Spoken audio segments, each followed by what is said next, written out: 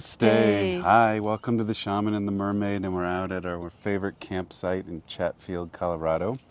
Behind us we have the beautiful sounds and sights of nature, and we're bringing you the astrology from June 21st all the way through July 21st.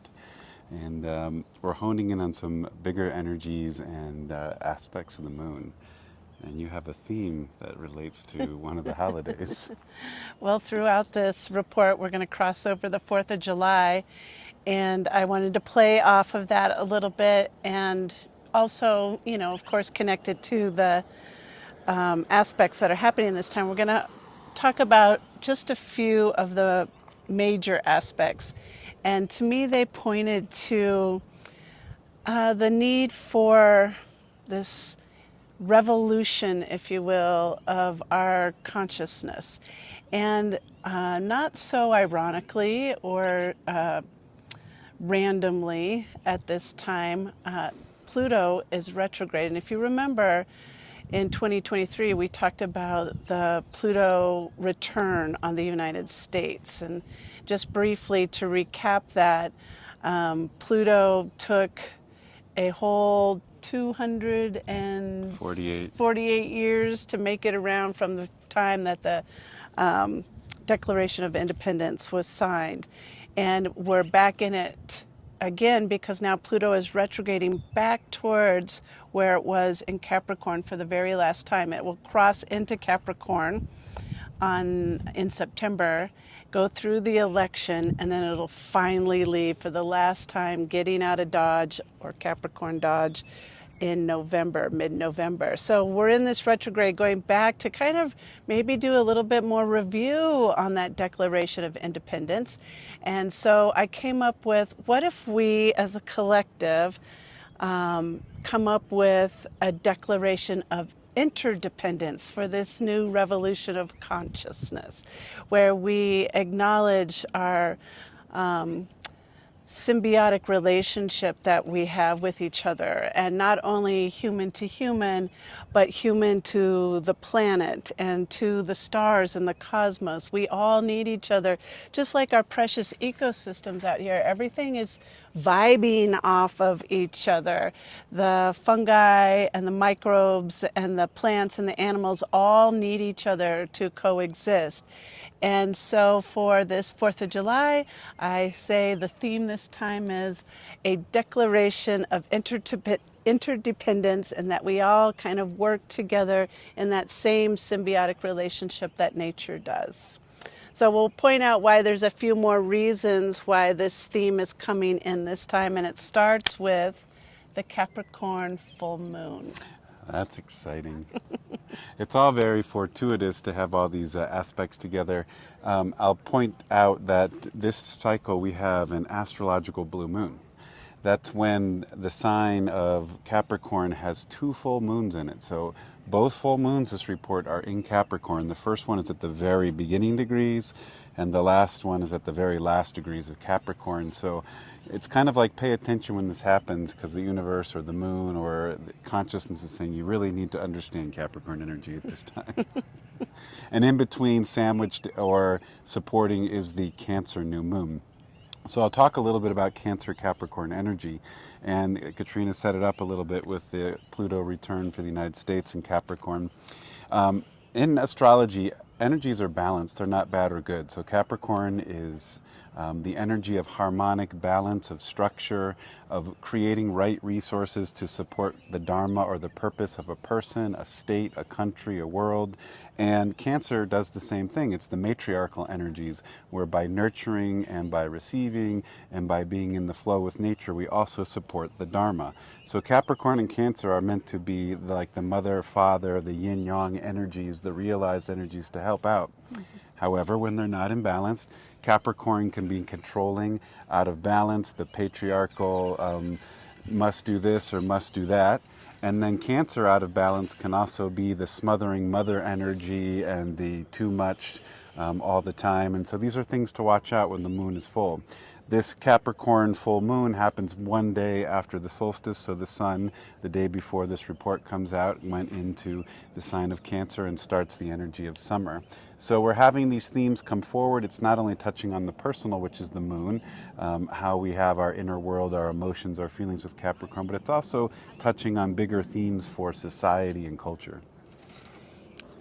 Capricorn.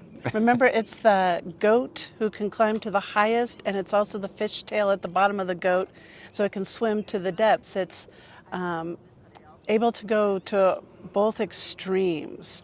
And I think that's an interesting note because, as Michael said, we just crossed, right before this report starts, we just crossed the summer solstice, or the midpoint of the year, or the longest day of the year, and into the sign of Cancer. But that midpoint, summer solstice, is the extremes. It's the biggest, longest day of the year, and it's often hot outside, and Capricorn energy, the full moon is the very next day. That Capricorn is also a tendency for extreme. And I think that that axis that it sits on with Cancer, Sun moving into Cancer, and in the middle of the report, the new moon will be in Cancer, is a nice way to kind of balance the extremes. When we get to that fiery, hot sun, we have that nice watery element in there too. So just keep that in mind for summertime as we kick off. Extremities can be intense, and it's good to do the edges of your boundaries to find your extremes, but sometimes we go overboard, and it's important to keep things reeled in or in check.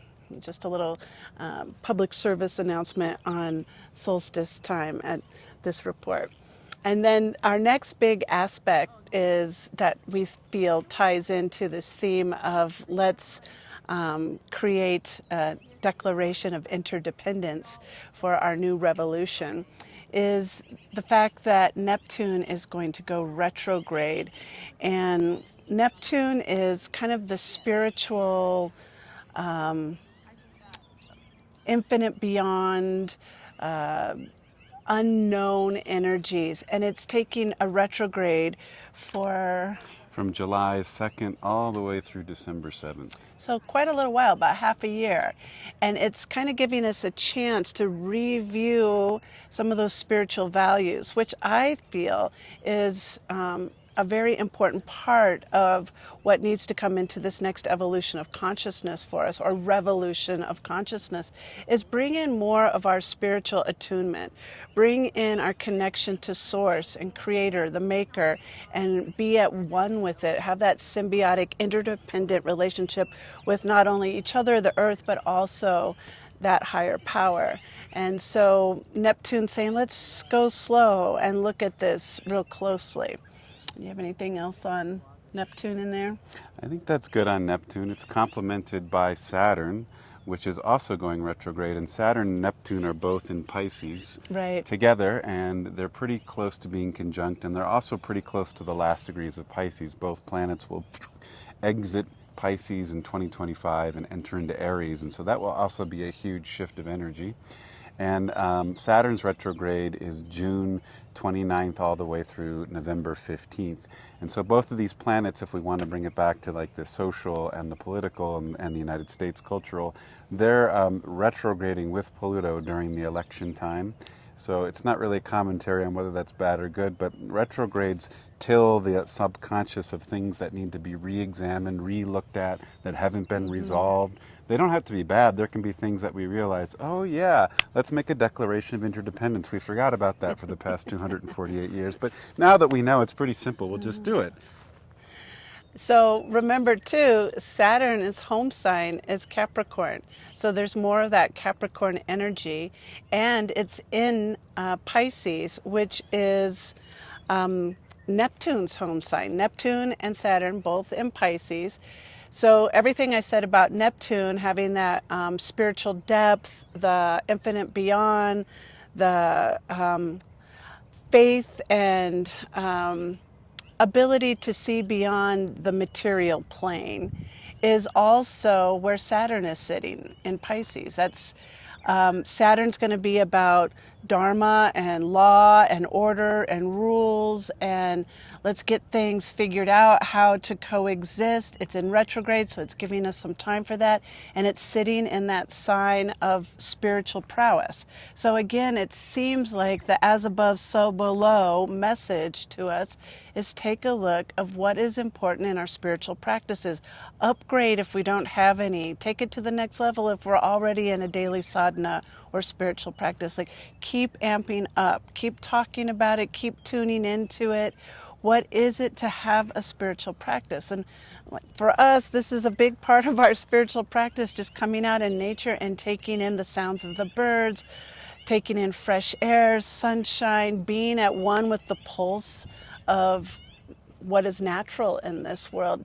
No TV, tuning out the social media piece, and just really listening to the intuitive aspects of ourselves. And that's what Saturn, Pluto, and Neptune retrograde are asking of us right now. Pretty big stuff. Yes. And then our go next ahead. new moon will be on July 5th, the day after our Declaration of Interdependence. And that Cancer moon is home in Cancer, so this is a particularly potent, energetic, spiritual, mystical full moon. You know, Katrina always recommends going out and doing ceremony or ritual, or going in and doing ceremony or ritual. And that axis of Cancer and Capricorn, if we were to put it to a single energy, it's about security and safety, and how well we feel nurtured both by our external and internal parent and our internal and external child. And so both Cancer and Capricorn are exploring child, inner child and parent relationship. You know, when you get upset or out of balance, does your inner adult, does your inner elder know how to balance you? Or do you look for somebody else? Or do you go out and rebel in the world? And so both Cancer and Capricorn are bringing the masculine and feminine into maturity and into understanding. And because the Cancer new moon, like Michael said, it's home there, it likes water. And happy birthday to all the Cancers on that solstice day too. So maybe go to your favorite river or lake, or if you're near the ocean, try getting near water and taking a moment just communing with that energy. That has a lot of the power right now.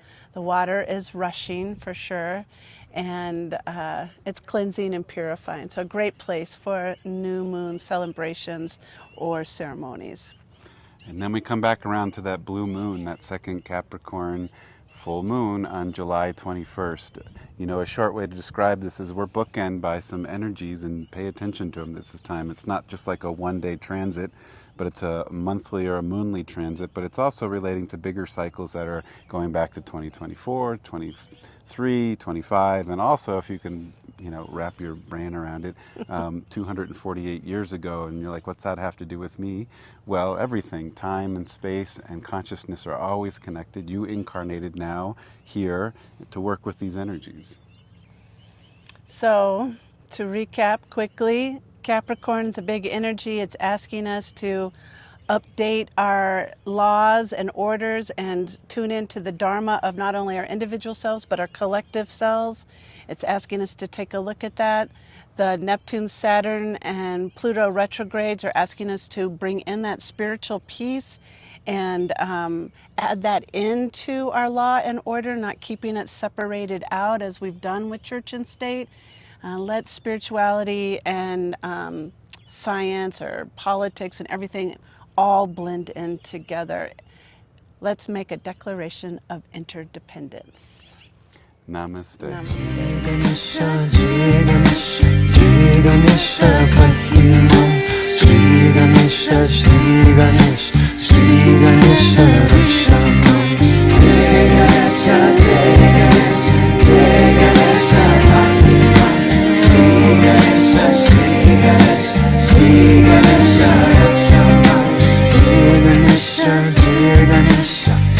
Ganesha